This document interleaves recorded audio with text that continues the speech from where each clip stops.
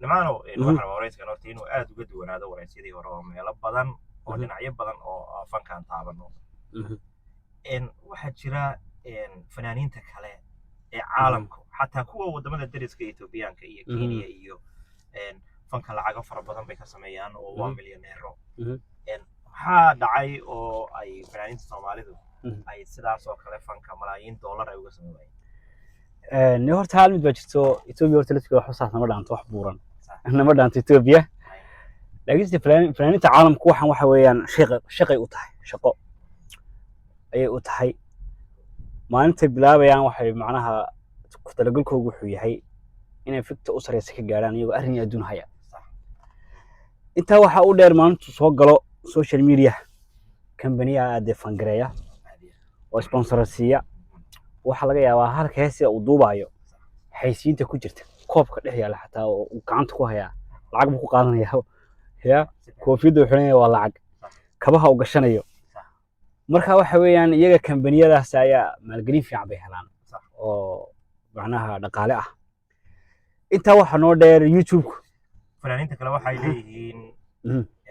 qof xitaa suuq geyn bay leeyihiin ha heesaa suuq geeya waxay leeyihiin qof mhm. maamula oo matalan ha waa runta taana way leeyihiin oo maamul iyo maareynba labada way leeyihiin sax youtube-kuna iyaga toos buu la macaamilaa looyarey u qabsadaan sax waxa weeyaan waxaa laga yaabaa youtube-ku nimankaasi inuu si dee direct ula shaqaysto ya oo copyright-ka ay haystaan iyo aqoonsiga youtube ka haystaan sax ayaa boqolkiiba boqol ah dee guarantee wax la hubo oo lacag ay ka samayn karaan inaga ka Soomaali ahaan marka Soomaaliya la joogo dhowr marxaladood baa iska haysta dhalinyarada oo anagu hadda aan ka baxnay xoogaha markaan soo qurbaha soo gudubnay Somali region macnaha youtube-ka Soomaalida Kenya laga maamulaa maadaama waddanka dunsan yahay sib koor ma laha address ma laha bangiyadoodana lacag laguma transfer gareyn karo haddana wax isbedelin gadaashee marka waxaad arkaysaa youtube Soomaaliya laga leeyahay bangiga Kenyatta ama Ethiopian yahay ama Djibouti yahay akoonti taasina badanaa waxay keentaa in lacag badan ay ka dhunto shakhsigaasi iskale meesha oo ay aqoonsigii lacagta lagu baygareynayay iyo kii youtube-ka laba kala ah oo islahayn marka taasina waxa u keentaa in lacag badan ay ku lumiyaan halkaas intaa ka waxa dheer number fiican oo wax la daawado Soomaalida aad u wanaagsan hadda aniga sidee lagu horumarin karay waas leedahay waddanka gudihiisa maadaama ay jirin tiyaatarradii masraxiyadii waxa lagu horumarin karaa in company sharciyeysan oo wax muusiga ah oo ka howlgalo waddanka oo dhalinyarada si loo caawiyo company-gaasina uu noqdo mid sharciyo ka haysta kambaniyada waaweyn ee muusikada ee caalamka taas ma lagu horumarin karaa adiga heesaagu waxay ku jiraan barta caanka ee la yidhaahdo Spotify ka warantaas xagga dhaqaale horta midaa jirta aan intan tayda kaaga jawaabin awliyooga Soomaalidu ma danayso video baa la daneeyaa fanaaniinta Soomaalida hadda ka hadasho youtube ma ku soo tuurayaan laakiinse awliyooga meelo kala badan la geeyaa jira dad kale ka faa'iideystay badanaa oo sida Kenya jooga in hadda bir dhaxaas hees waxa qaraxday ee qaado gabar la nimco nimcahabi ha isi nafta gacan Soomaaliyeed kuma jira bala Apple Music lacagta laga sameeyay macnaha ma qiyaasi karin meel kasan laga soo wacay inteeda ajaanibta taqaanay macnaha waxaan ka wadaa audio-ga dad kala qaata haddaad aragto Spotify haddaad registration Soomaaliya dad ku dhufato sharciyo kale ku jiraan Soomaali lahayn marka waxaad leedahay dad kale ka faa'iideystay ha waqtiyada qaar aniga waxa dhacda audio-ga inuu lacag bato video-ga dhageysigu inuu lacag bato video-ga waqtiyada qaar dhacda marka registration sax ah haysato marka anigu waxaan sameeyay markaan Mareykanka aan imid waxaan isku hawlay oo juhdi geliyay si aan u heli lahaa copyright contract inaan sidaan u heli lahaa in xuquuqdii heesaha aad adigu yeelato anigu aan yeesho waliba audio-ga youtube-ku just waa qofka soo horgeliya waqtiyada qaar waxaad leedahay inta laga soo horgeliya lagu qabsan karaa isagoo minute-kaas ka eegaya saacadda wixii kala horeeya inkastoo iska dhicin karto waxaaga adu lahaanshihiisa sharcigiisa aad haysato oo qofkaas aanu sharci u haysan marka waxaan awoodda saaray inaan heesahayga audio-ga ah aan xuquuqdooda helo macala kuwii hore loo soo geliyay iyo kuwa hadambaba deetana waxaan helay 3 sano oo copyright ah Apple Music Spotify broadcast iyo PMI. hadda marka sideed u aragtaa mustaqbalka fanka Soomaalidu ma waxaad leedahay ma sii horumari doona xagga dhaqaale ahaan mise u sii horumari doona haddii sidaa hadda wax u socdaan laga bedelo dhalinyarada sax oo ay helaan hadday management fiican u samaystaan waxooda wallahi waxaa jirta fanaaniinta naga caansan qaaran ka fiyo badannahay sax hadda iminka heestan aan sii daayay 3 milyan iyo 2 milyan barka maraysa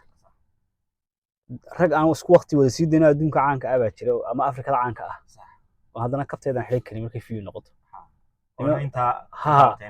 oo inta daawaneen laakiinse iyagu wayga milyaneersan yihiin sax wayga hanti badan yihiin wanaga qofbaan ma naqaan markaas marka anigu marka waxaan ku dadaalay adiis bal inaan boqolkiiba 55 wixii aan xaq u lahayn inaan helo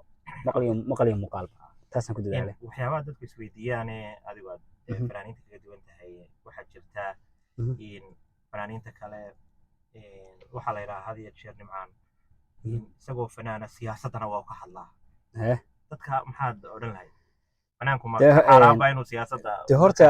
faniya siyaasadda meel kale maqan yihiin ma jirto sax weligeedba haddii taariikhda la ogyahay shaqadan haynaaba horta kow waxa ka ah arrimaha bulshada inaan ka hadalno hadba wacyiga jira inaan ka faaloono maadaama dad la yaqaan oo hadalkooda meel fog gaaraya ah haddii aan arrimaha jira ka hadlana xuquuq baan u leeyahay xaq baan u leeyahay inaan ka hadlo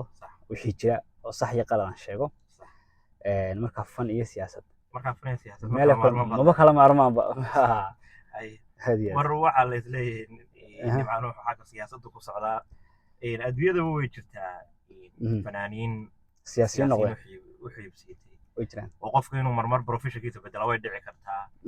ciyaartoy waxaa jirta siyaasad noqdo madaxweynayaal noqday dadka qaarna hadalkaa way hadal hayaan marka aad ma is leedahay in siyaasadda aad u xiibsiibato maadaama siyaasad si fiican waa ku tiri jiraa inaan xagga siyaasadda aan u xiibsito insha Allah laakiinse waxaan rajaynayaa fanaan وجه قمنا لا هذا مش هذه واضح هذا واي إن واحد جبتا إن سؤال بدن وما أنت أنا كأي فايدة سنة هي ما دام شعب بدن أي كوب حريه هي ومركا وريو قفكي بدن كام قفك سامين تبرشة كله واركو كوكيل بو شعبي كي وينو ويديه وحي ومدو أي كجو حيسي إن نمان وحلا يراه dadka qaarkood ee Soomaaliland oo kale beelaha qaarkood beesha Soomaaliland beesha Bartako dad badan baa ka cawda waxay yiraahdaan beeshu gaar u necab yahay qaarna waxay yiraahdaan beesha ma nacbeed xukuumadda iyo maamulku lagu wada jiro bal hadda su'aashaasi ka jawaab ma beesha gaar nacayb gaar miyaa jira mise waa siyaasadda guud iyo horta niyo waad maasan tahay awalo haddii la kala reeyid wanaado ama aan ka reeyid wanaado macnaheedu ma hadana ku necbahay sax anu badanaa 9 sano u dambeysay waxaan ahaa shakhsiga ugu xagtinta badan yihiin ama hay caayaan ama hay aflagaadeeyaan weli ma aragday qof macnaha haybtan ka socdo oo aniga dartayga u aflagaadeynaya sax markii hore mise hadda markii hore waxaan ahaa qof systemkooda ku jira oo macnaha systemka dhaliilsan sax laakiin hadda systemkooda inaan dibadda ka ahay sax ayaa jirta oo wixii aan markii hore aan isla lahayn wax ka duwan la imaado ayaan rabaa sax taasina haddii ay u arkaan aniga nacabahay sax dawayaga la hod laakiin anigu waxa weeyaan go'aankayga masiirkayga wixii ila gudboona islaahay waa ku tanaadaysaa uma socda insha Allah waayo soo gabagabeynayna su'aalihii طبعا سؤالها سو ضد بدن ay sugayeen si fiican baad loo jawaabtay hadii aan fanka u soo noqono ugu dambeyn haye maxaa heeso dabka ku soo jira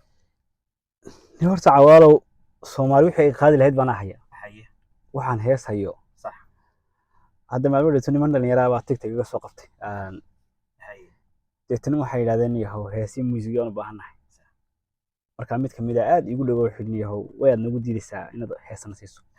markaas waxaan idin waxa tijan lagu galay iga soo doonaan wax dhammo go siinay aadiya hadday aakhirina samata bixinayso waxaan hayban ku faraqan kugu shooyaa iimo marka ani horto heese waxay Soomaali qaadi lahayd kayd waxaan la helaa music leedahay صح waxaan sameeyay 2014 baan kaydkaa sameeyay aan heesaha laxanka iyo erayadii musican ku kaydiyaa 2014 ilaa 2023 صح heesaha u badan kaydkan ka soo saaray marka way jiraan heesahan soo wada kaydkan ku laabanaya insha Allah way aad iyo aad baad u mahadsan tahay maanta waxaan fursad u helnay fanaanka weyn xidiga weyn Nimcaan Hilaac oo aan kula kulannay magaalada Columbus aad iyo aad baad u mahadsan tahay adiga madawalaalkay